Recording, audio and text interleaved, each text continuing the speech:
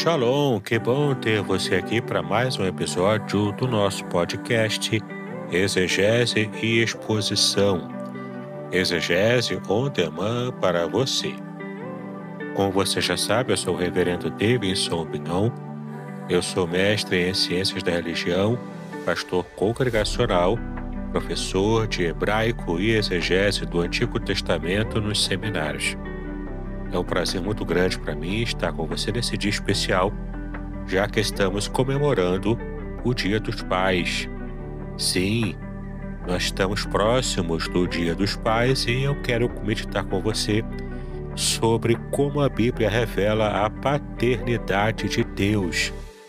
E é bem interessante a gente pensar sobre isso. Então, se você se interessa por esse estudo bíblico, por essa mensagem especial, eu quero convidar você a assinar o meu canal, a você clicar no sininho, a você curtir, comentar e compartilhar também, para me ajudar a fazer com que essa mensagem, com que esse estudo encontre maior acessibilidade, pelo YouTube, que ele possa enviar então para mais pessoas.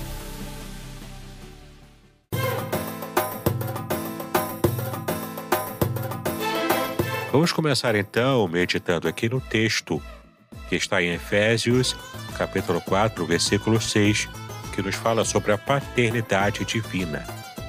E o texto diz o seguinte: um só Deus e Pai de todos, o qual é sobre todos, age por meio de todos e está em todos. Veja que passagem interessante que Paulo se refere aqui, quando ele escreveu aos Efésios, que era um povo gentil, um povo que estava alijado da vontade de Deus e também da paternidade divina por ser um povo gentil. E essa era a compreensão da época de Paulo, que apenas os judeus é que eram de fato filhos de Deus. Mas olha que interessante, o texto bíblico aqui já quebra esse paradigma. E vamos entender melhor aqui sobre como essas passagens nos revelam essa cultura da paternidade de Deus apenas para Israel. Vamos começar vendo aqui as referências gerais sobre a paternidade de Deus sobre o povo de Israel, a nação que Deus escolheu, para poder trazer salvação para o mundo. A primeira passagem está no Salmo 68, versículo 5, onde esse texto revela que Deus é apresentado como pai de órfãos e também juiz de viúvas. E é interessante a gente perceber que esse texto aqui, fazendo referência a órfãos e viúvas, é na verdade uma mostra de como Deus se revela sendo aquele que está atento e interessado na vida de pessoas que estão em completa vulnerabilidade social. Porque, de fato, os órfãos eram socialmente vistos como alguém que precisava de ajuda, assim como as viúvas também. Uma outra passagem interessante é Isaías 63, no versículo 16. Ele diz que Deus é o verdadeiro Pai de Israel. Ainda que outros patriarcas pudessem renegar a vida atual, no caso, na vida atual na época do profeta, que era uma situação de pecado e a vinda do cativeiro, mas essa aqui é a questão. Deus ainda era o Pai de Israel, ainda que os patriarcas estivessem rejeitando a nação. Temos ainda uma passagem também muito emblemática de Isaías ainda, agora no capítulo 64, versículo 8, que diz que Deus é Pai de Israel e da humanidade inteira também, por ele ser o Criador de todos. Então, essa passagem aqui no capítulo logo à frente, é 64, versículo 8, essa passagem diz então claramente que por ser Criador de todas as pessoas, Deus, portanto, é Pai de todos, isso de modo geral. Não Pai no sentido de ter um relacionamento com todos da humanidade. Não é desse jeito. Mas é o Pai no sentido de ser o Criador. Então, essa forma mais lato sensus, como a gente diria, essa forma mais abrangente, mais geral, né, de Deus se apresentar como Pai de todas as pessoas. Chegamos então ao texto do Novo Testamento, onde vemos aqui a revelação suprema de Deus como Pai, e Pai de Israel, Pai também de todas as nações. Veja aqui Mateus capítulo 6, versículo 9, quando Jesus faz a oração do Pai Nosso, e ele dá ênfase, portanto, na paternidade divina, inclusive em algo muito básico para a fé judaica, que era a oração, né? Aquela oração individual que você faz no seu quarto, sem que seja uma oração pública. Mesmo nessa oração mais simples, mais íntima, você pode se sentir como filho de Deus. Em Israel e também em Cristo, nós somos abençoados e somos considerados filhos de Deus também, ainda que sejamos de outras nações, ainda que sejamos gentios. Muito bem, a próxima passagem agora é Mateus capítulo 7, versículo 11, onde Jesus também apresenta Deus Pai como a imagem do Pai bondoso e generoso para com os seus filhos. De fato, Deus como Pai, ele tem prazer em abençoar e dar boas coisas aos seus filhos como qualquer pai humano, né?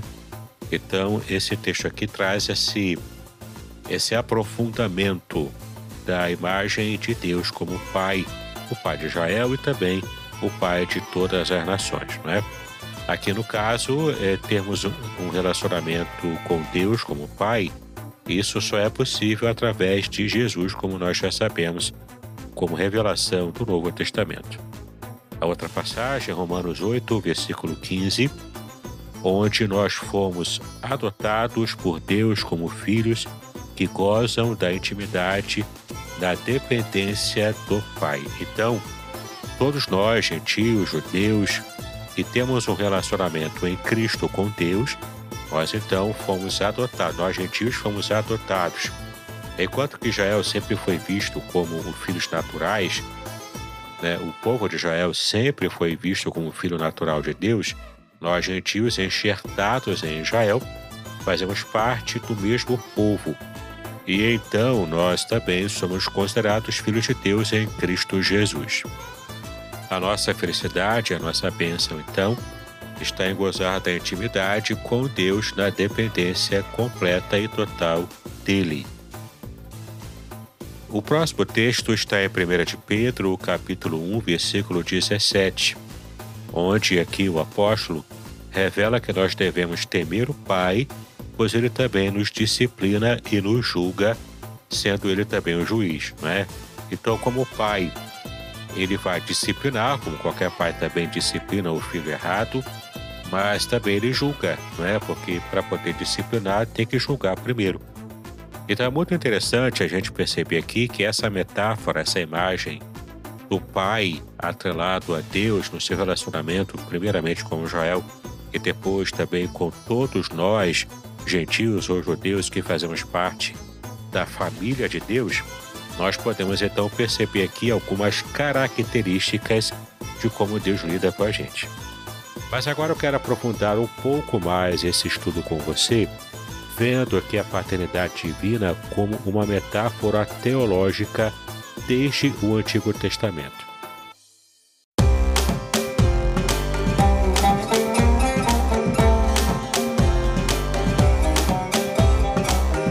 A gente já viu aqui de modo bastante geral o quanto Deus sempre foi visto como o Pai de Israel, nessa figura da paternidade, e foi aumentada e revelada de um modo muito mais íntimo por Cristo Jesus. E vamos entender agora o porquê. Por que Jesus traz essa imagem de um Deus Pai mais íntimo, mais amoroso, que é um pouco diferente do modo como Deus foi revelado como Pai lá no Antigo Testamento. Essa é uma inovação que Cristo trouxe na sua mensagem. Vamos dar uma olhadinha aqui. Bom, para começarmos a falar sobre a paternidade divina como essa metáfora teológica, Deus é revelado desde o Antigo Testamento como Pai e Israel como seu filho. Mas apesar disso, não há muitas referências no Antigo Testamento a essa imagem, a essa figura. Geralmente se fala mais de Deus como rei, como soberano. Provavelmente isso acontece por causa da associação com os cultos de fertilidade, que traziam bastante essa metáfora da família aplicada à divindade, no caso, divindade pagã. Você pode perceber isso em Jeremias, capítulo 2, versículo 27. E esse texto aqui nos mostra que os pagãos apontavam os seus ídolos como pais. Isso pode explicar, portanto, o uso menos frequente de figuras paternais para descrever o relacionamento de Deus com Israel, em comparação com as metáforas ligadas à aliança e também à realeza, como apresentando Deus metaforicamente como o rei de Israel e de todo o universo. Mas ainda assim existe um uso importante dessa imagem na teologia do Antigo Testamento. Por exemplo, essa imagem, embora menos frequente no Antigo Testamento, ela forneceu a base para o conceito de filiação de Jesus, que aparece bastante no Novo Testamento. Conceito esse que foi bastante elaborado pelo próprio Cristo. Ele trouxe essa ideia do Pai amoroso, próximo da gente, e que foi também ampliado pelos apóstolos, especialmente pelo apóstolo Paulo. João também fala bastante sobre essa imagem, porque João trata desse Deus amoroso, como de fato ele aprendeu com o Senhor Jesus. Bom, o uso de nomes relacionados a Deus Pai no Antigo Testamento, especialmente usando a palavra Av em hebraico, que significa pai. Por exemplo, os nomes aqui de Joabe, Abias, Eliabe e etc. são nomes que apresentam Deus como pai, fazem referência a Deus como pai. Isso mostra então que a ideia da paternidade de Deus era bastante comum entre o povo de Israel, ainda que não aparecesse de forma determinante na teologia, entre aspas, oficial de Israel. Agora aqui vem uma questão interessante, porque uma cultura e uma religião irmãs de Israel, que é o islamismo, não vê Deus como pai, não vê Alá como pai. De fato, se você puder perceber, há um vídeo aqui no meu canal do YouTube, onde eu falo sobre, eu e o professor Pablo falamos sobre o islamismo. Ali ficou bem claro como, na religião islâmica, Deus não é visto como pai, Alá não é pai. Ele é apenas um soberano que domina sobre todos, ele é apenas visto como Deus.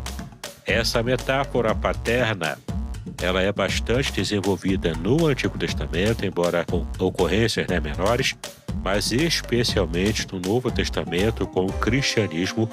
A metáfora de Deus como pai é bastante usada devido à aproximação de Cristo com essa ideia de Deus Pai a partir da sua mensagem, do seu ministério, da sua vida aqui na Terra, Então você percebe que há essa recorrência de nomes de Deus como Pai entre as pessoas, e isso também é uma amostra que essa não era uma ideia estranha para o povo de Israel nas várias etapas da história do Antigo Testamento.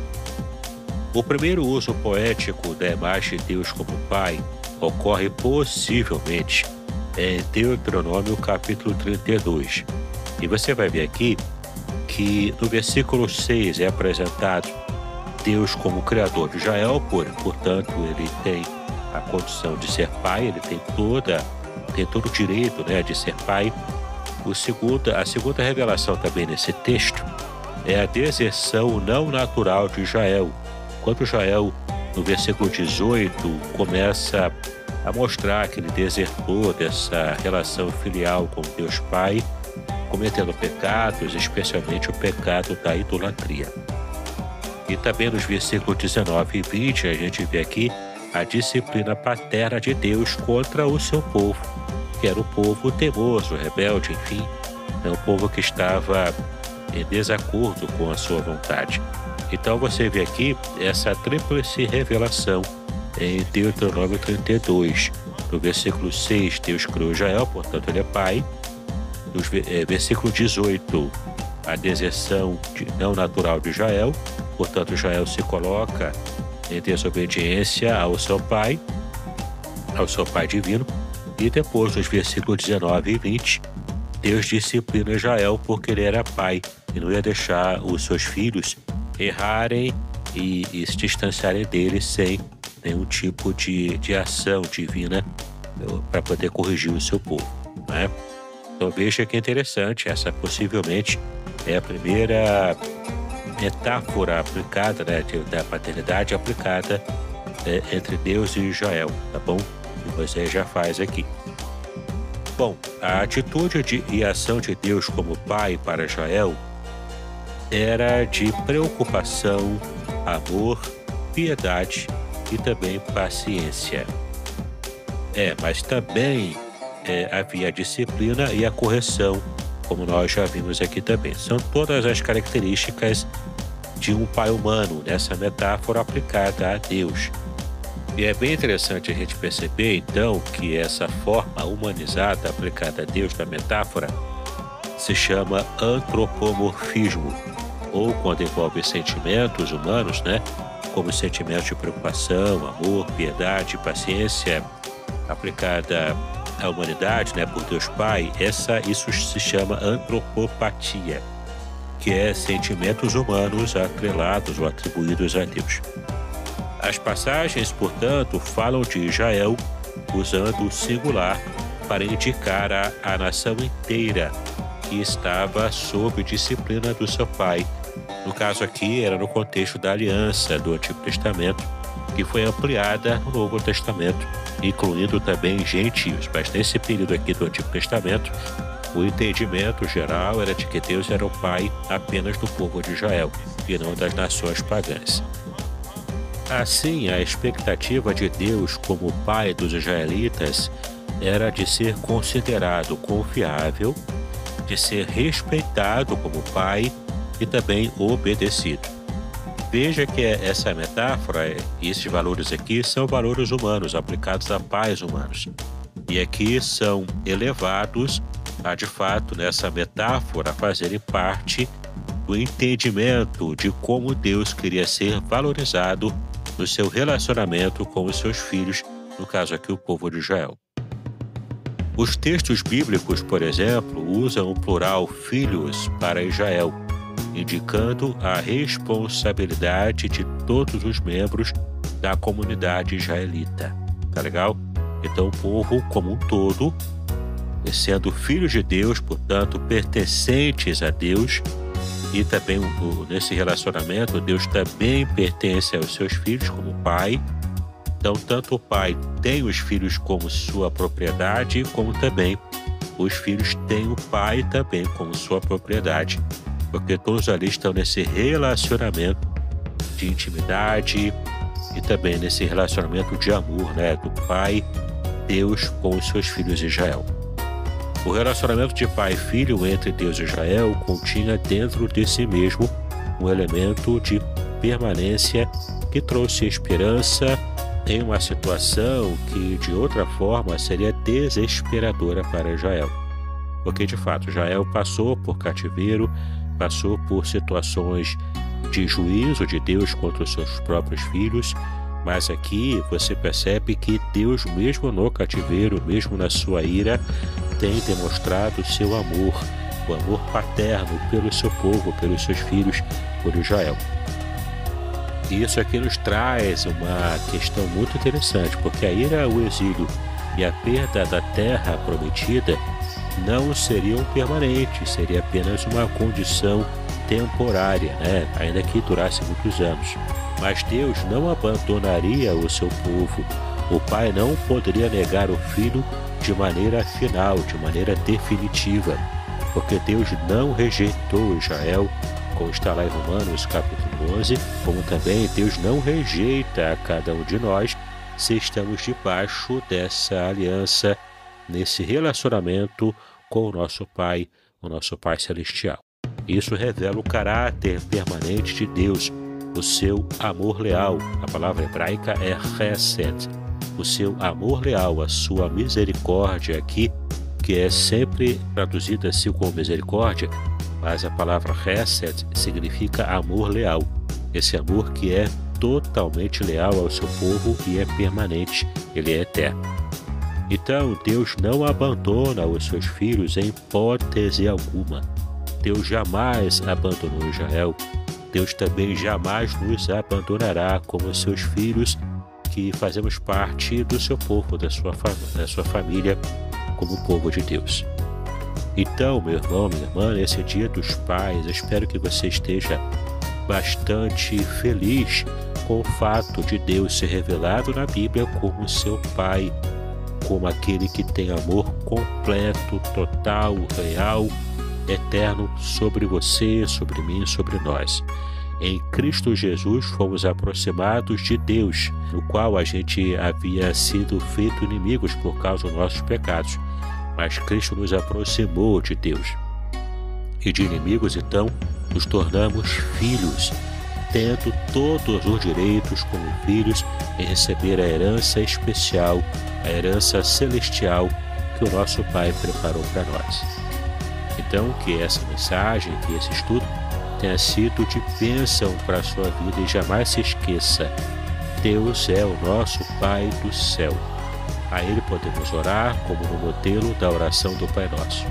E que Ele seja o nosso Pai revelado em todas as circunstâncias da nossa vida ao longo da nossa existência.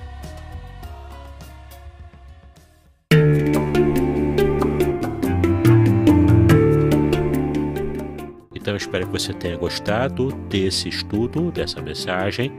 Então, eu convido você a assinar o canal, a clicar no sininho, a você também dar o seu like, comentar e compartilhar. Me ajude, então, a fazer esse vídeo mais relevante e essa mensagem especial mais relevante para muitas pessoas, tá bom? Deus abençoe você, então. Feliz Dia dos Pais.